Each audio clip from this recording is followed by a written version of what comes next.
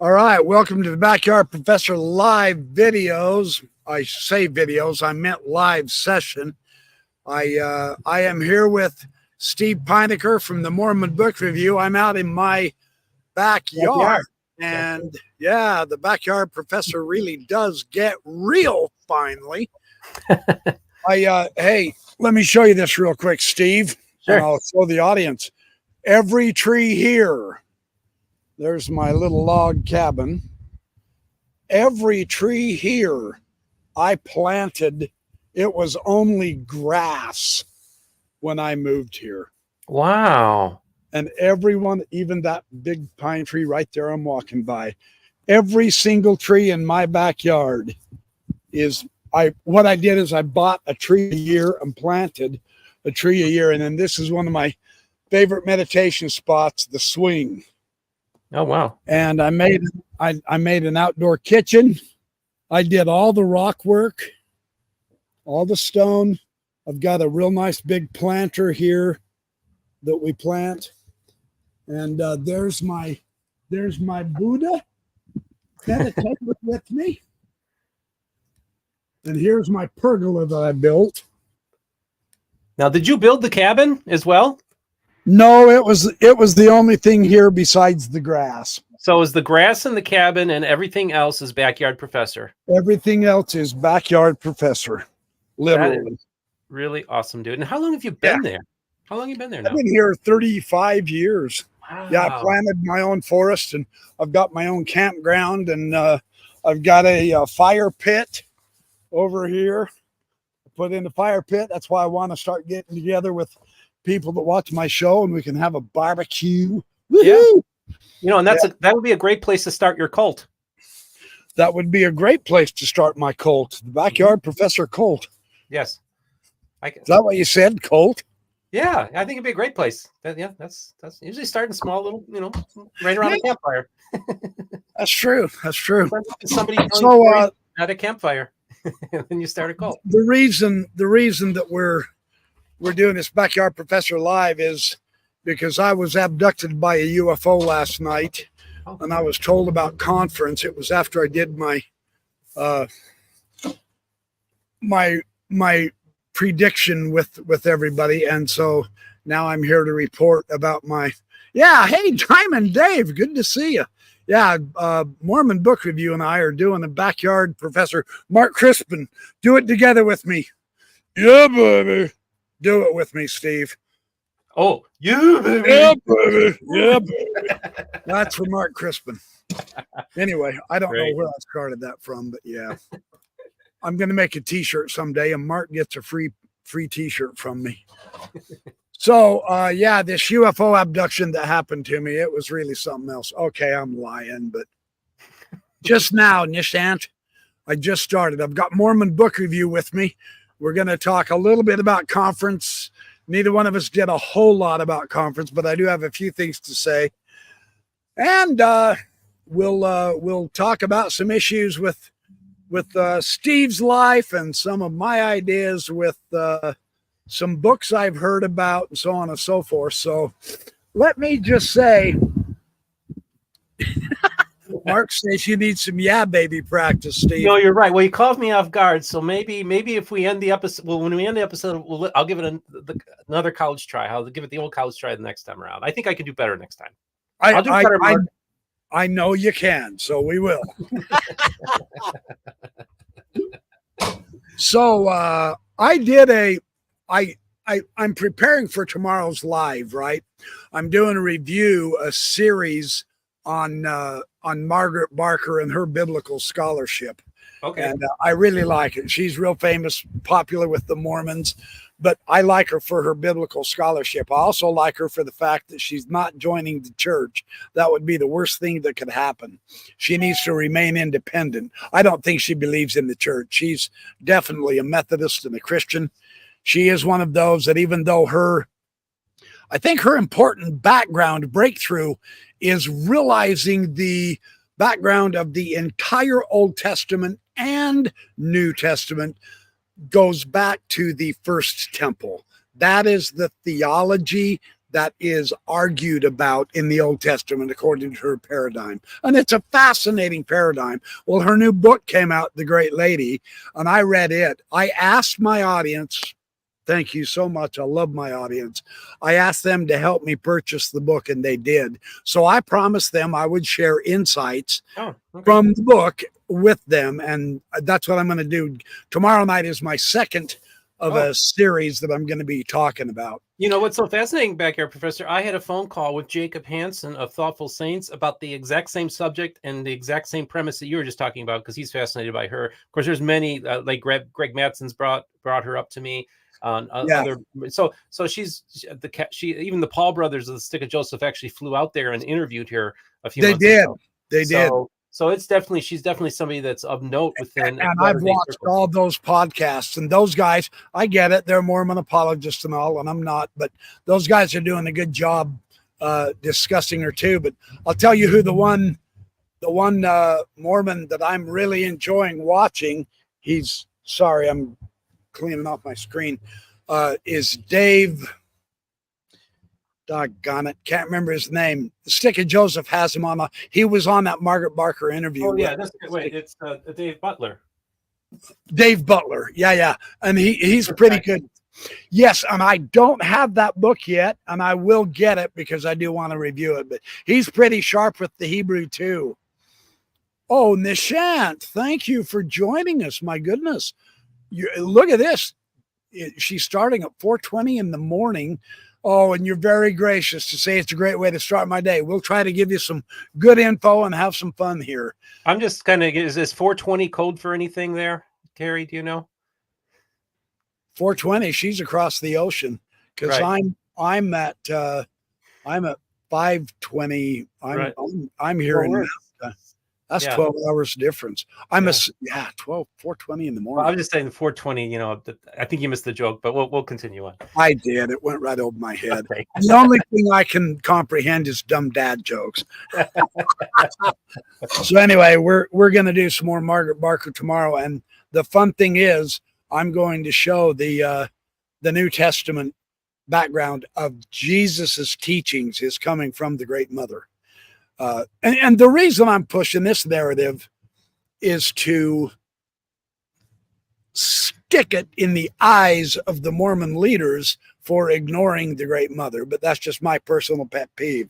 I've loved the idea for decades. So anyway, yes. So this morning conference, and I reviewed Dallin Oaks talk. I kind of talked a little bit, and I did a quick review, and I actually got criticized by one of the posters saying I went too soft on him. But Dallin Oaks had a pretty good discussion, but I did tweak him. And I did not get to this afternoon's because I've been on another podcast with Latter Daily Digest.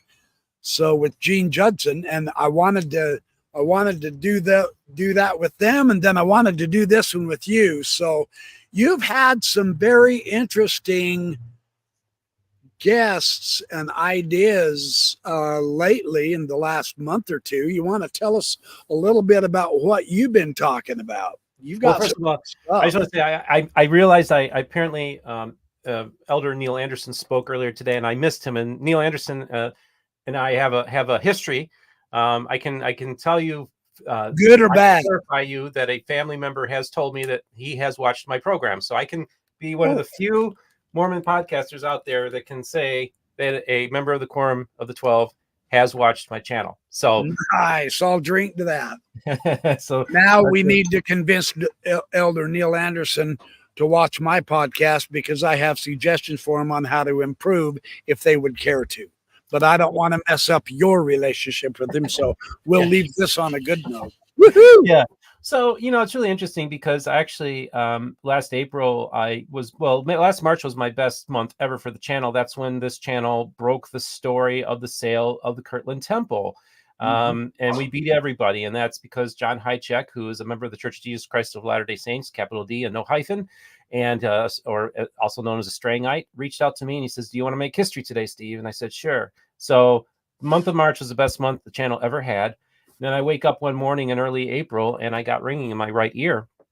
I thought I couldn't hear very well, so I thought it was earwax buildup, which I've had before. But turns out I lost a considerable amount of hearing in my right ear. And so basically, I'm effectively deaf in this right ear. And what's happening, I had to basically put the channel on hiatus for like a month and a half. I remember that.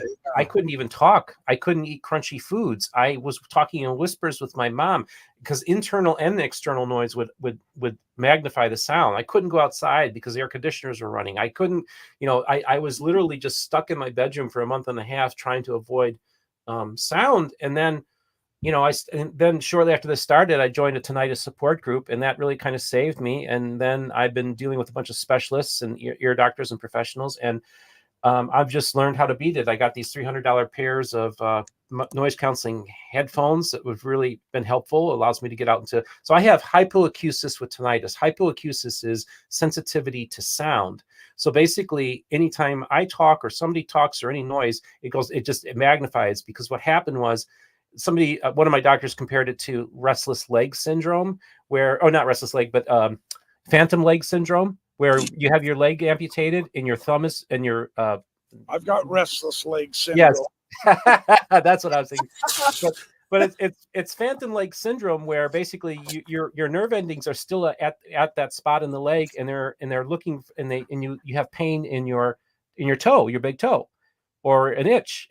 It's the same thing that's happening with the nerve endings in my brain, that they're trying to help me hear sound. So it's magnifying sound. And so I have this screaming in my ear constantly. So every time I talk, every time I hear noise, it just constantly. And, but once I learned that it was my brain that's making the noise, I realized, well, I just need to train my brain to ignore the noise. So the specialists I've been dealing with, they've told me, they said, we've never seen, you've bounced back so quickly, and just in just a couple months, you're a different person than when you first walked into this office.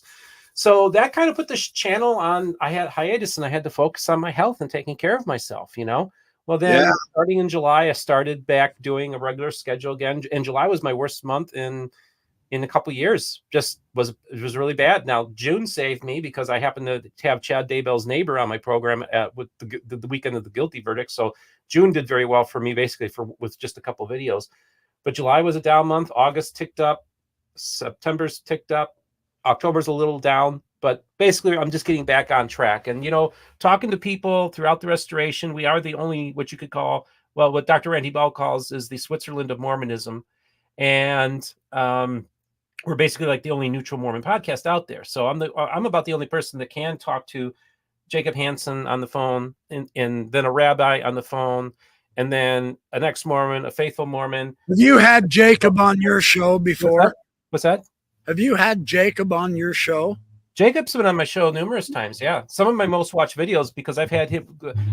Probably one of my most watched videos was him and Jim Bennett going at it last year. Oh, yeah. That was probably one of the most explosive podcasts last year on any Mormon. He is something else. What's that? I say he is something else. I watched the debate with him and Trent Horn about the divine authenticity of the Book of Mormon, and or divinely inspired Book of Mormon. And I saw the title, and I said, man, whoever thought that one up sure tricked Jacob. And come to find out, he's the one that thought up the title. You can't debate that subject. So I watched that show, that debate, with that in mind. And I thought Jacob did okay, but he didn't make his case. And I'm not attacking him. I'm just saying you didn't make your case with the evidences you brought out, because how are you going to show any of that? And I read in the comments where I think they were evenly split, but I think some of the Catholics got mad at Trent Horn for not really smacking down Jacob. Actually, I think the Mormons said the same thing about Jacob. The consensus out there was that Jacob won the debate, and I think that he did. And actually, I was kind of, after the debate, Trent Horn posts a video, 5 reasons why you shouldn't believe the Book of Mormon, and the final one was, well, the Catholic Church is true, therefore the Book of Mormon can't be. And I'm like, it's midnight. I just finished watching him. It's at midnight. So on Facebook, I post on Facebook, Trent Horn is an idiot. Okay. And then I go to bed. But the problem is my phone starts dinging and people are responding like crazy. All these people are jumping on. This is at midnight my time. So I'm sitting there in bed. I'm like, oh, I can't get to sleep. I shouldn't have said such a mean thing about a fellow image bearer. So an hour later at 1 a.m., I went and said, I'm so sorry. I repent for what I said about Trent Horn. And so kind of walked it back. But before an hour there, man, that caused a lot of conversation, just to say the least. Well, Jacob likes to debate. I mean, Jacob Hansen has become somewhat known as the Mormon debater and all. He debated Bill Reel, and I disagreed with the way he tried to pin down Bill. So I had Bill on my show while I was still working on his site. It was before I split off on my own, and Bill was able to explain some things. But this debate, the good thing about the Mormon Catholic debate, that they used to be enemies, so to speak, because that's how Mormonism set it up, with McConkey's ridiculous doctrinal stance about Catholicism and how everybody had to backpedal away from McConkey, calling the Catholic Church the whore of the earth, fulfilling Book of Mormon prophecy. And then it's kind of gone back and forth. From my point of view, Mormonism now trying to be in the world and of the world and trying to be just like everybody else. They've given up some of the best stuff they had, in my opinion, and that's their choice. That, it's a choice. But I think they've gotten on better rapport with each other. But I was impressed with Trent Horn, and yet at the same time, his material, had I been debating him as a believing Mormon apologist, I would have taken a couple of issues with some of his arguments. And now that I'm no longer an apologist, Jacob Hansen's arguments, for instance, Jacob Hansen, I don't know if he's aware of this or not, but he really needs, whether he likes it or not, he needs to acknowledge Philip Jenkins' debate with Bill Hamblin on the Nahom issue, on the Nahom archaeology. Mm-hmm. Because and I've done a massive video on that on this site. Mm-hmm. And I do now know Phil Jenkins. I'm in communication with him. And Jenkins just destroyed Hamblin, in my opinion, on the Nahom Follies. If Hansen is not aware of that, he's not being a very good student of seeing both sides. Yeah, you know what? That's a good point. And actually, I need to brush up on that. I was aware of that a while back when that happened, and because I actually went on Mormonism with the Murph this past week. We taped 2 episodes over the course of last week. The first episode was dealing with, and these haven't been released yet, they'll be released the next couple of weeks. But the first episode was naturalistic interpretations of the Book of Mormon, and then the second was apologetic responses to the Book of Mormon. So we did kind of like the negative and the positive. And one of the things I did kind of concede as a possible bullseye for the Book of Mormon is Nahom. I think it's, but I also know that there are even Latter-day Saints that don't use that argument anymore. So, right. So I need to brush up on that a little bit too, because I kind of probably maybe conceded it more than I probably should have, but I was willing to concede it just out of, goodwill in the conversation we were having. Because again, I try to view everything through different lenses. Once through a naturalistic lens, and then through that's all good.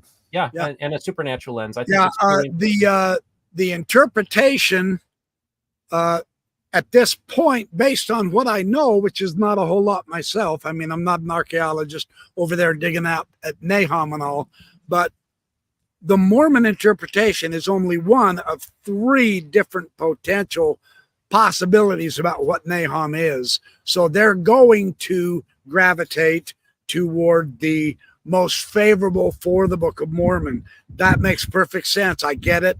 It's good, except that it's not good, because the other 2, one is that the actual name Nahom does not mean grieving or mourning. Yes, it does in Hebrew, but it's not Hebrew on those altars. It's a Yemenite Arabic, if I remember right, and it means stonecutter.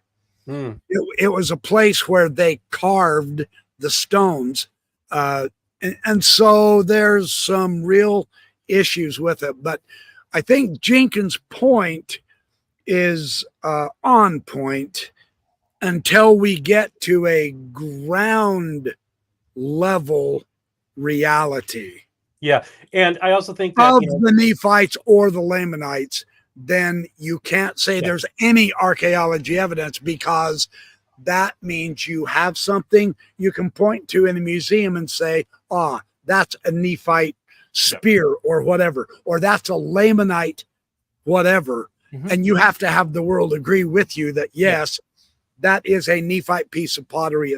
I mean, we do that with the ancient Jews. It's fair. I'm not trying to be unfair, but it's fair because we do that with the ancient Jews. We do that with the ancient Mesopotamians. We do that with the ancient Canaanites. So we need to do that. And Phil Jenkins' point is, until you have just one piece, you have no real basis. So it's all parallels is what you can't say that's archaeological evidence for the Book of Mormon. And I would say that Trent Horn should have been better prepared for that argument too, because I was surprised that basically Jacob was able to make that assertion without any pushback from Trent, and that information was available out there. And so, I think it's not as I think it's just one of those interesting things that maybe makes the Book of Mormon a little bit more plausible in the context of like, okay, maybe we have something here, but it's not universally recognized as being evidence for the Book of Mormon. Terrell Givens, of course, references it in his book, By the Hand of Mormon, as being a really good piece of evidence. So, and he got that published at Oxford University. Published at Oxford. I mean, that was a big thing for we apologists at the time. We said, look, Oxford is publishing Mormon apologetic materials. So, you know. That's a great point. Yeah. Just considering even the publisher, Oxford, to have that. In the spirit of being totally fair, the apologists on the archaeological aspect in the old world is a start. You've got something, and yet in reality, you don't have anything. What you have is parallels. You don't have archaeological evidence yet, but they love to call it archaeology. And one of my favorite examples is and you'll appreciate this being an evangelical Christian yourself, the archaeology of the Assyrian invasion of Sennacherib, 713 BC. He came around the bend from the rivers, the Tigris and Euphrates, from the north, and he literally destroyed the entire North Israel, the 10 tribes. That's when he deported the 10 tribes. He absolutely wiped everybody out until he got to Jerusalem, and something happened at Jerusalem. The Bible record says the angel of the Lord came and smote the Assyrians, and 185,000 of them were dead. But Herodotus says it was the plague, the bubonic plague. And some of the records from, I don't think it's in the Book of Enoch. No, it's not in the Book of Enoch. Anyway, some of the other records say that it was a miracle from the Great Mother, because it was the goddess who was protecting Jerusalem. She was still in the temple at that time. Okay. And so Sennacherib went home without having conquered Jerusalem.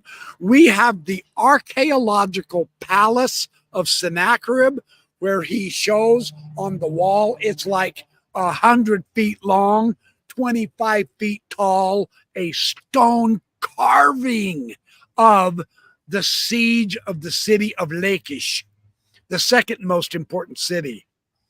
And we have on the cylinder, the octagon cylinder of Sennacherib, he is describing how he caged King Hezekiah of Jerusalem like a bird. He surrounded Jerusalem, but he couldn't defeat it, so he went home defeated. But we've got the archaeological materials specifically pointing to King Hezekiah in the temple, in the right era, in the right place, with the right political warfare and religious situation. And we have the biblical record of Hezekiah describing Sennacherib and the envoys from Sennacherib coming and threatening Jerusalem, and how the Assyrians came and wiped him out, and fulfilling Isaiah's prophecies. Now that is archaeology. You don't have to believe what the Bible says. That's neither here nor there.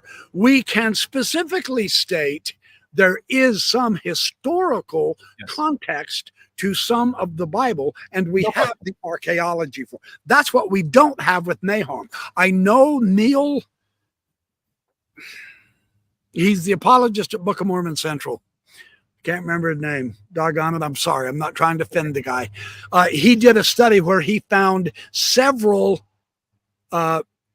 ostraka with the name Ishmael on those ostraka. And he says, now, I'm not claiming this is the Book of Mormon Ishmael, but the name is there. That's what I mean by a parallel. With the archaeology of Sennacherib, we know exactly which king. It is Hezekiah. It is the Hezekiah mentioned in the Old Testament. That's what we don't have with the Book of Mormon. Yes, and all true. And there are anachronisms in the Bible. We don't have any archaeological evidence of there being an Exodus. There's, exactly. You know, there's still problems. There's still problems. We have anachronisms with camels, just like the. We haven't found the Garden of Eden in Missouri yet. Right. Yep. And well, it's actually between the Tigris and Euphrates, but that's no. Joseph Smith said it was in Jackson County, pal. Well. By the way, I noticed that Summer Rain has entered into the conversation. So. Oh, hi, Summer Rain. Hey, Debbie Donovan's in there. Say hi to her. You'll look. Oh, good to see you, Summer Rain. So, and Summer Rain's been a co-host of mine for a few episodes, but with her father's re-election campaign, she hasn't been able to do any interview, much. Yeah, much lately. Well, she did a co-host with me a month or two ago. We're going to do some more together. I'm going to get Debbie Donovan to co-host with me too. That's right. It's public now, Debbie. You can't get out of this. It's a lot of fun. So anyway, so can I ask you something personal? Yeah, sure. And we don't have to get into the meat, the nuts and bolts of this, but I do just want to bring this up, and perhaps you can share with my audience just enough to, we realize there are nuances with who we are. And now I've become aware that there are some folks who challenge you as an evangelical Christian. And so, if I overstep my bounds, you're more than welcome. I don't want to go that far in or whatever, but for them, I mean, I consider you a dear and good friend. I mean, we're buddies. We talk on the phone all the time. We have each other on each other's shows. We have a lot of interests. We have a lot of similarities. We have a lot of differences. It's all good. We're blue-blooded American good friends. We're not the same religion, but I've always thought you carry the representation of evangelical Christian pretty good, but you're probably more nuanced than maybe some of them are comfortable with. Would you like to talk a little bit about that? I'm just curious. No, I mean, I would say that I'm kind of a unicorn even in the evangelical spaces, because I'm actually having friendly conversations with the Restoration, which doesn't happen in and of itself. I think that for a lot of evangelicals, they believe that it's our mission to save people. And so if my motivation isn't based on trying to convert people to my way of thinking, then I am viewed with suspicion. Well, I will say that I left the evangelical village 20 plus years ago, before even becoming an atheist, because I was an atheist for like 13 years. And I come back to the village not that long ago, and the village is on fire. So I feel like I have a role to play to kind of talk about some of the issues that are in my community. And they don't like that, one, because I got to be on the same team, and we can't concede anything, and we know how these people make these arguments. And it's so very frustrating. So for over the course of the last 2-3 years, when I started getting going, I would have these people attack me, and and misrepresent me and say I'm not a real Christian, say I'm not an evangelical, or they say that I'm a progressive, which I've never claimed to be a progressive. I've never have. I've always said I'm a libertarian Christian. I wish people that would not misrepresent me, because it's a tactic these evangelical apologists use. They say, well, if we can put the label progressive on Steve, then we can write him off. And so I never will use progressive, because I'm not going to be written off by these people. Well, about 3 weeks ago, one of these ministries in Utah, apparently, and they're researchers too, which I haven't been impressed with a whole lot of their research, to be perfectly honest with you. And actually last year went to the president over the organization and offered my assistance to help them, and then was paid back with the next day being attacked by his right-hand man. Who I was in communication with to set up the meeting the first time. But I went to the bicker tonight. I went to the very first baptism of somebody baptized into the Church of Jesus Christ in the state of Utah, the Bickertonites. And so I was there to witness history. And boy, he said, how dare you attend a baptism of a false religion? I'm like, oh my gosh. Yeah. And I'm just like, have you ever attended their church? Hey, you know what? Not to interrupt you, I apologize. I get yelled at when I interrupt my guests. I can't blame people, but this reminds me very much of when Steve Mason wanted to talk and have a series with John Dehlin on Patrick Mason. Patrick Mason. Yes, thank you. And so many Mormons got after him, and they actually said, well, we feel like you're abandoning us. That is such an odd reaction. Abandoning you? Come on. Your job as Mormons is to be missionaries. That's why Patrick Mason was going to do it, because perhaps you can bury some bad blood between the man the church stupidly excommunicated for dumb reasons and the rest of them. And yet they told Patrick Mason, nothing doing. We're not going to allow you to do this. So your situation is very parallel to that, if that helps make you feel better. Well, there are gatekeepers out there that want to kind of define, orthodoxy. And essentially you have these hyper-Calvinist neo-fundamentalists who've essentially determined that their particular brand of Christianity is really is the true representation of evangelical Christianity, and anything that doesn't fall within that sliver of their belief system and their worldview then is verboten, and you're not part of it's in-group out-group thinking, which is keep talking. I got to go close my gate real quick. My dog got out. I'm really good at talking. So folks, I had this guy do this, what I consider kind of a hit piece on me a few weeks ago. I'm not going to give the name of the group. I haven't officially addressed this group publicly. The author of this piece did reach out to me to do a Zoom call, which I spent 3 years trying to get a Zoom call. And then 3 weeks ago, he's finally ready to do a Zoom call because he put his case against me, which is not very strong at all.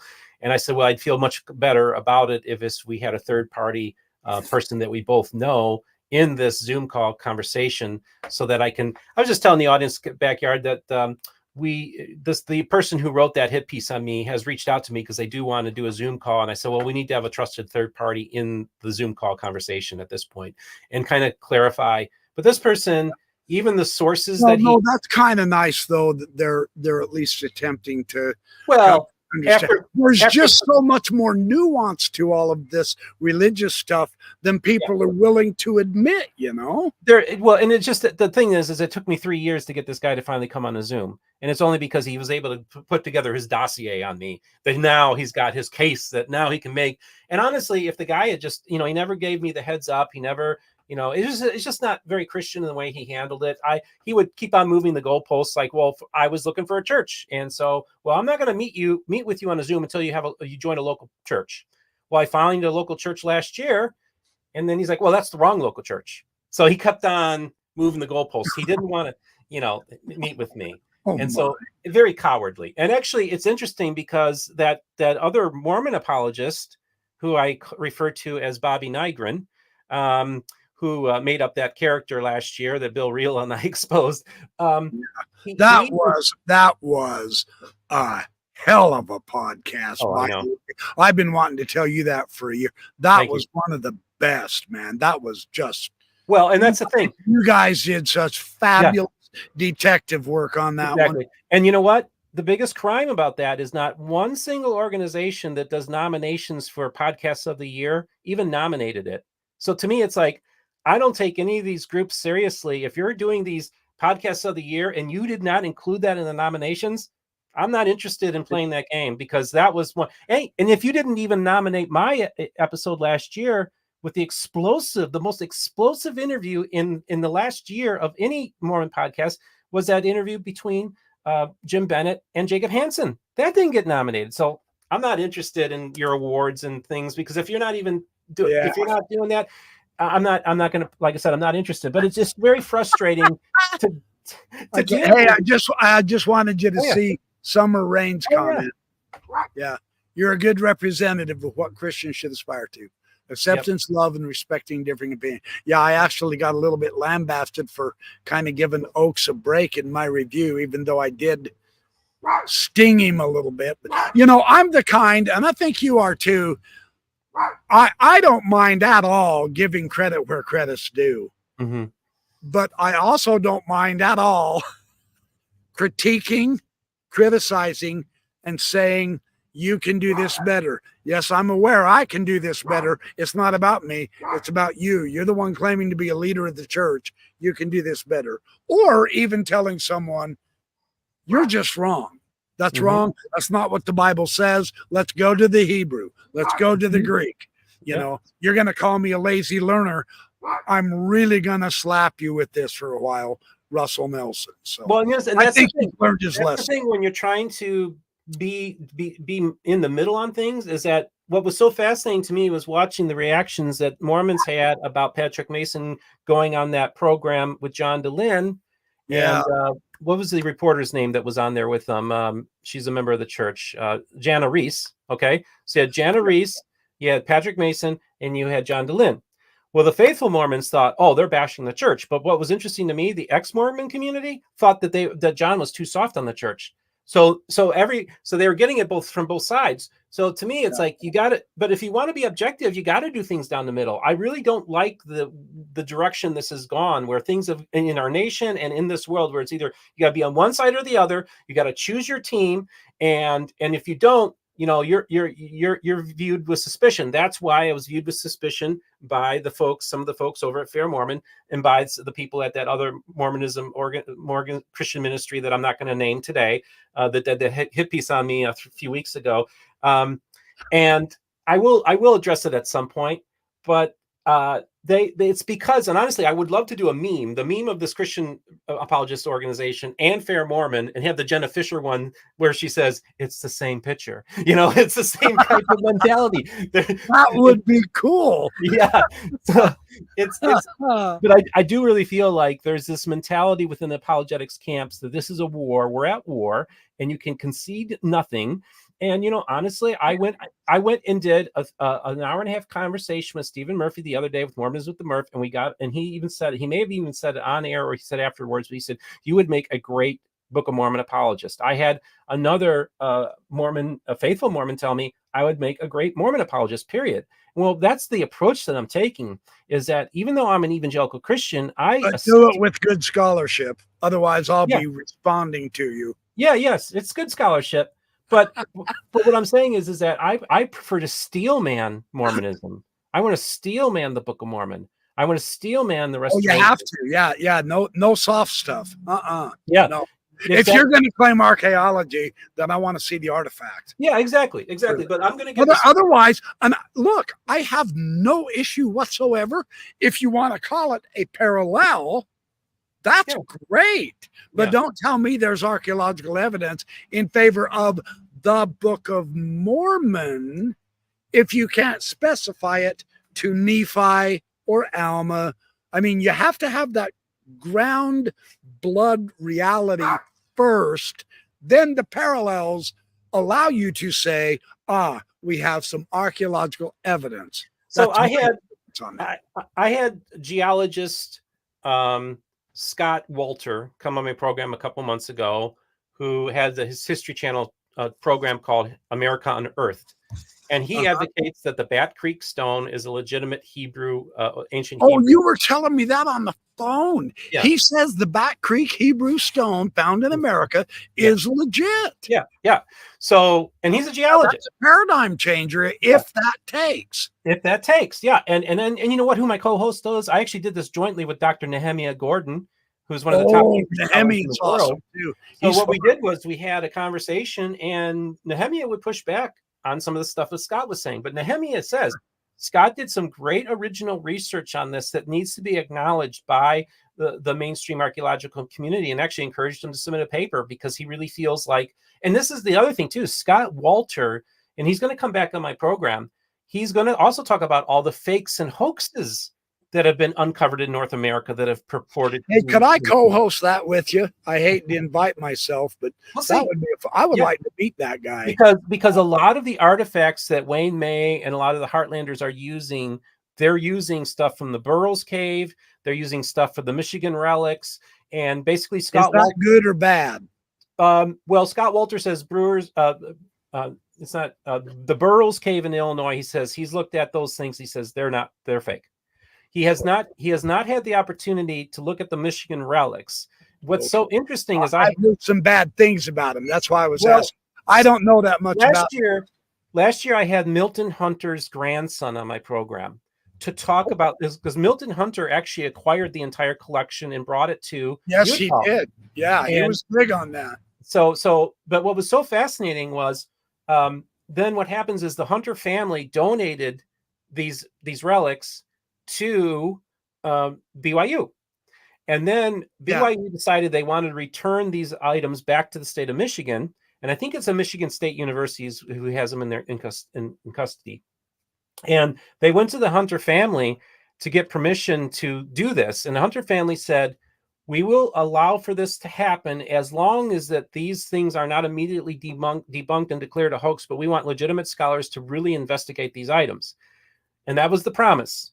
Well, they reneged on it. They basically received them and said, these are hoaxes, and that's it. Well, Scott Walter actually went to go see those relics, and they would not let them see them. Well, my whole thing is, if they were promised that experts could look at the Michigan relics, then I feel they have a obligation to let somebody like Scott Walter go in there and look at those items. And I actually, I put a little bit on the back burner, but I want to reach out to the Hunter family and see if we can facilitate somebody to look at these Michigan relics with a second set of eyes, because you know what's so fascinating about Scott Walter is he's a maverick, but he's done stuff on the Kensington Runestone in Minnesota, which there seems to be some evidence that this is a legitimate object.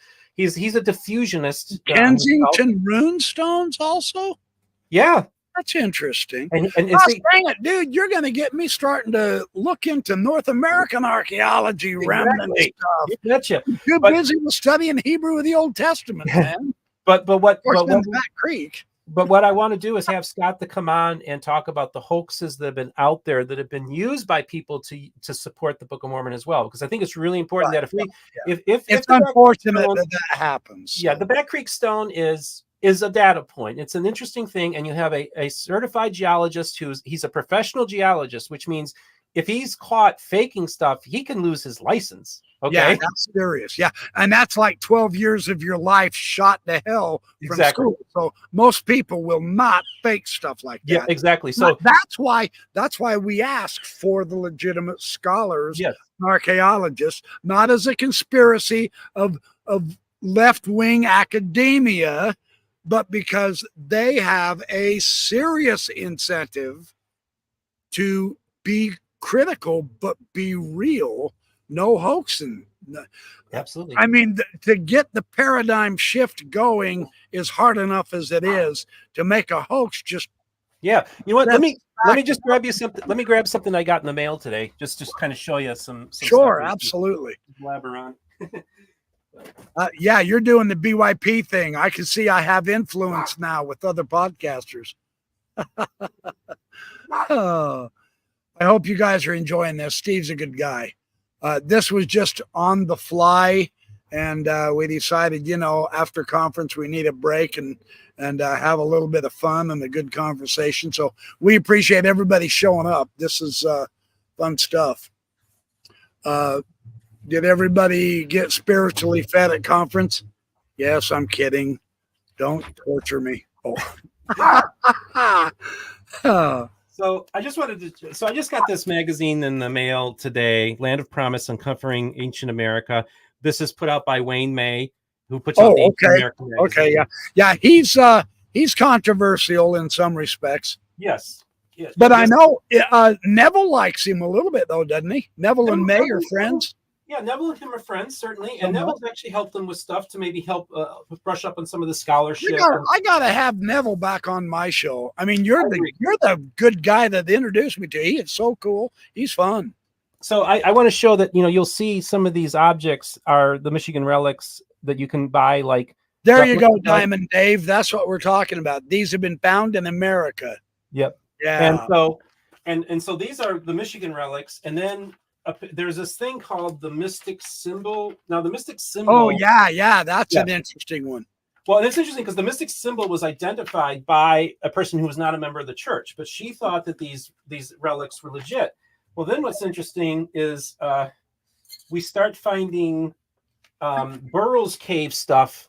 All of a sudden, they start excavating Burroughs Cave, and that same mystic symbol shows up right about the time that it's identified by this. So that's why it ties in as probably being a fake. And I know that. Well, this is what gives North American archaeology a black eye. This is the Bat Creek stone. Yeah, that's the Bat Creek stone. I recognize that. I've read a little bit about. Didn't Cyrus Gordon declare it was authentic at one time? Yeah. And then people kind of batted his idea down. And there's actually an article in here about Cyrus Gordon and the title of it is, "Was Cyrus Gordon a martyr for cultural diffusion, a parallel to personal interests?" So this is an old article from the Midwestern Epigraphic Journal. But so there's a lot of interesting things. I'm one of those people. Look, I'm a fanboy of Graham Hancock. I like speculative histories. I'm interested in that kind of thing. But he did lose his debate with Dibble on Joe Rogan. Yes. I know there's some people who got mad at me. I made a short and just commented on it, who won between. I've actually read 4 or 5 of Hancock's books too. He's fun because he gets the juices flowing. Yeah, exactly. Unfortunately, he has fallen prey to some bad stuff himself, and that kind of mars his whole presentation. Yeah, and that's he's trying to climb back in it, but he's doing just fine. Controversy. He just got Keanu Reeves to be on his 2nd season of his Netflix show, so Graham Hancock's doing just fine. So sure, yeah, he doesn't really need he's in good shape in his mind. But what I do want to think, what I try to do though, is because I was supposed to speak at the Rod Meldrum Sperm Foundation conference last April before I had my health condition, and I really feel it's important to, within the context of the Heartland movement, that they really move towards scholarly rigor and not just put out any piece of information out there that seems to, confirmation bias. Anything that fits in with their worldview, that's evidence that it's true. And anybody that denies it, then they're of the devil, or they're part of this conspiracy to cover up this ancient history that they're tied in with the Smithsonian. We've heard all this kind of stuff before. But Jonathan Neville is one of those people that's within that movement that does want to do better scholarship. And this is my whole thing. We all benefit from better scholarship. When I went to this organization last year, I wanted to help them do better scholarship. I even went to the president of this organization, who has this fascinating presentation that he does, showing about the weight of the plates, and how it would have been almost impossible for Joseph Smith to have done what he did while he's being chased by the mob. And Joseph Smith had never one point ever says an angel helped me or supernatural helped me. It was him physically being able to do these feats of strength that are almost impossible. And I told him, I said, you know what, you should really give a presentation, a paper about this, because the only place you can see it is when he's basically being a carnival barker at the Manti pageant, going to Mormon, saying, lift up these plates. And I'd rather say, listen, write a paper, because you actually did some original research. Don't be a carnival barker. Join the Mormon History Association and put out a paper, which I think would be really fascinating. And I'm going to the Christian apologists and said, we can do better. And I go to the Fair Mormon people and say, we can do better. And this is your advantage, because I helped start FAIR. Yeah. And now that I've kind of stepped away, and now that I'm somewhat really quite critical of a lot of their heroes Mhm. and some of their work. I can't go and tell Fair that nearly as effectively as you can, but it's very necessary. The problem, and I'm going to say it publicly, you Mormons, don't get mad at me. You need to go talk to Fair about this.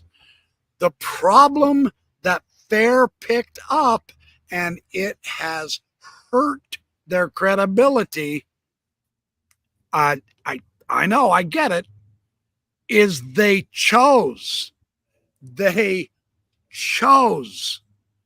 to follow the brethren to their conclusions, not what the evidence says. And that's why I broke away. Damn it, man. You're not going against the church by doing quality scholarship and coming to a conclusion that the church leaders haven't come to. That is not anti-Mormon, man. But Fair couldn't see it that way. And I said, you guys, we started this to remain independent for that reason. The church and its leaders has its credibility. We need our own without them. And the minute Scott Gordon got in there, said, no, we're going to follow the brethren. We're never going to contradict the brethren. And I said, you're not fighting the brethren if the evidence shows that there's a conclusion about a Book of Mormon scripture that the brethren don't agree with. That's not being anti-Mormon. That's following the evidence. That's scholarship. That's what we need. And they wouldn't do it. So there's my rant about that. I have an idea. I want you to, a couple months ago, I had Ed Goebel on. Oh, he's awesome. He's fun. Yeah, I saw that. And I had him on, and actually part of it was to give an oral history about the beginning of the Heartland movement, because he co-wrote the book, the very first volume of This Land, with Wayne May. He did. And he has an interesting story of not only starting the Heartland movement, then moving away from the movement, and then joining up with Fair Mormon. And now he's back in the Heartlander movements, to say, because he thinks he was treated much better and more fairly than he was by Fair Mormon. And well, he was. Yeah, he was. And so what I'd like to do, the reason why, sorry to interrupt you, I apologize. Yeah. I'll shut up in just a second and let you finish. But I know Ed personally, and he told me his story. Mm-hmm. The reason is because he stood up and said, look, the evidence does not match what Farms is saying about the Book of Abraham in this instance or in that instance. And Fair said, no, you have to totally agree with everything Farms says. And Ed said, no, I don't. Yeah, that's why he didn't get along with Fair. And I'm on Ed's side in that respect. You don't just toe the line because someone else says toe the line. And this is the consensus scholarship. Consensus scholarship doesn't mean it's true. Right. So that's the value of Ed Goebel. So, and thank you for letting me interrupt you. I didn't go ahead. No, but actually, honestly, I think it was a really important episode that I have to document the oral history of the early days of the Heartland, and what I think would be really important to have you on to document the early days of Fair Mormon. Yeah.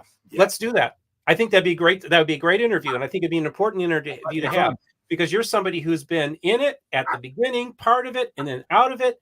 And you can bring, I think, a really great perspective to that story, which I think, and I'll offer up to people from Fair Mormon if they'd like to add to the story as well, or correct Dr. Beck. Yeah, because it's been a while. I'm sure my memory isn't that good. I've already probably said some stuff that they disagree with, and I don't mind being corrected. But yeah, I'd be happy to share what I know. Yeah, let's do it based on what I remember. Well, and just so you know, this is how we operate. So I was doing a live feed last night, and Backyard Professor, as is his custom, hops in the last 1 minute of the show and gets into the chat. And then I'm like, well, let's do a live stream this weekend. And then next thing you know, I hop off, and Backyard Professor hops on the phone, calls me, and we decide last minute, let's do something today. So that's why, for those of you who are wondering, this was all last minute. We didn't have much time to advertise it. We weren't even sure if we were going to do this today yet. So that's why, but we thought, well, let's just have some fun, turn the camera on, and talk, because I think the two of us are just we have and look interesting at you conversations go. with each Look other. at you go. You're so full of great knowledge, man. But yeah, just as a backstory, I didn't even know Steve was doing live programs until just a few weeks ago. And I saw the news feed and it said Mormon book reviews live. And I go, wow, I want to get on that. And I get on just as he's saying goodbye. And he saw me just long enough to say, oh, hi, BYP. Bye, BYP. So last night I saw him on live again and I jump on there and he's just saying goodbye. So my timing sucks with this stuff. So just keep in mind, I try to do a live stream every Friday at 4 p.m. Mountain Time, 6 p.m. No. I'm sorry. 6 p.m. Mountain Time, 8 p.m. Eastern Time. And so I typically do it every Friday. I get a decent response, and people like to donate sometimes in the super chat and get an acknowledgement. And I sometimes will raise a couple $100 doing that. That's kind of fun. That's fun. Yeah. And then, just being able to do like a live conversation with people. I'm actually will eventually transition to StreamYard. I've just gotten so accustomed to using Zoom. I'm just afraid. Oh, sure. Oh, yeah. But well, the nice thing about StreamYard is, it's hey, quiet, buddy. It's a few $100 a year, but they really have been upgrading. And I mean, if I can use it electronically, anybody can, because that's what I figured too. I figured if you can figure it out, I certainly can. Oh, so heavens, yes. Yeah, and they make it really hard. I would it. ideally love to live stream on Zoom, because then I can have guests on and stuff like that. But I can't. Well, that's true. It's just more complicated, and I think that the StreamYard is more user friendly for doing it with YouTube. So I eventually will switch over. I'm just being very Harvest use StreamYard. I use Streamlabs. Okay, yeah. OBS. I've used OBS and Zoom, and I didn't like the too much shop talk here. We can move on about Mormonism, but it's just I did want to say too that I kind of hinted at it last night on my program, is that I have sources in the of an institution of the church that are telling me of some changes that are happening, and I'm going to on Monday talk to a couple more sources to verify. So I can't even say what institution it is. I know people, but I don't want to get too far ahead out on this story yet. But just make sure you subscribe to Mormon Book Reviews on YouTube, because I do feel like there is something brewing, and there is kind of some change. And I'm not even going to use the word that I could use that would make it more provocative. Let's just say change is coming. Changes are happening right now. Actually, changes have been happening. Because I know a little bit about what he's talking about. He's describing it good. I can verify that, man, there's some cool shit coming on. Yeah. So we're going to be talking about some breaking stories. The other breaking story that's kind of happening in my own backyard is it looks like the hurricane that earlier today was upgraded to a category 2. Apparently, my mom just told me before I went on the air, it's like it's been upgraded to a category 4, and it's heading straight for us. Oh gosh. Please be safe. That last hurricane has just been horrendous, man. It 200 was. people dead. Yeah, oh my gosh. And that body count's going to still keep going up. I mean, of course. Yeah. And it went inland and it flooded so much. Yeah. It was horrible. 40 trillion gallons was dumped from that storm. Gallons of water, 40 trillion gallons. That's an incomprehensible number to think. That's more than I can drink in a month. Exactly. Yeah. So I might have to put things a little bit on hold for the channel while the storm is happening. Sure, absolutely. We want you safe. Don't worry. We'll watch your stuff when you post it. That's not a worry. So yeah. So that's kind of something that's kind of back of mind right now with everything that's going on. And Mom went out and got some supplies today, and we're just getting ready. Be safe. But we live in a mobile home too. So that's the thing. See, that's what terrifies me, man. Yeah. Just doggone it. Yeah. So that's what we're dealing with. But there is an ancient legend that Sasquatch is down in Florida. No, but there's stories. But there's an ancient legend that Indians buried crystals in the ground here, and it causes hurricanes to move away. And it's pretty remarkable how at the last minute hurricanes do kind of move away from our direction. But what's also interesting, on the very ground that my Christian community is, the story is that this was the spot that all the Native Americans would go to whenever there was a storm. And oh, really? Yeah. So that's kind of fun. Yeah. Yeah. So kind of fun. Yeah, so we'll see what happens. I'm just hoping now. I don't know. They say Native American. Are they Nephite crystals that were buried? I don't, so definitely, because they were the enlightened ones. Get it? They had the interpreters. Yeah, the crystals. Oh, that's true. Finger them and thumb them. Come on. Yeah. That's perfect. Hey, that's a great note to end on. We've been going about an hour, Steve, my friend. Yeah. We just wanted to have a good chat and show Steve the audience, and show the audience Steve again, let you know we still are doing collabs, and we've got a lot more stuff we've talked about that we do want to do presentations together. We do have some more meetings to have with our joint friend. Just left my mind. Oh, Jonathan Neville. Yeah, Jonathan. Yeah, Jonathan Neville. I bought 2 of his books, Steve. I still have to. The one on Jonathan Edwards. Yep. And the one on the rational restoration. Yep. And I think his work. I'm not going to lie to you. The rational restoration one, to me personally, is extremely dubious. Okay. The one on Jonathan Edwards is extremely fascinating. I think so too. So he's got 1 for 2 from me at this point, but I haven't finished reading them. I will. In all fairness to John, he's put a lot of work into him. But yeah, I can't help but like John. He's good people. I think so too. Yep, I agree. And so we'll look forward to doing some more work together with Jonathan Neville. Looking forward to having you come on to do an oral history of the early days of Fair Mormon, which I think would be really fascinating to get your perspective. And just keep me in your whatever belief system you have, keeping your thoughts, prayers, good vibes, whatever. Absolutely. As this hurricane is barreling down on us. Absolutely. And I just want to thank you for having me on today, Backyard Professor. It's always a pleasure. My good pleasure. It's been all my pleasure. Thanks for coming on.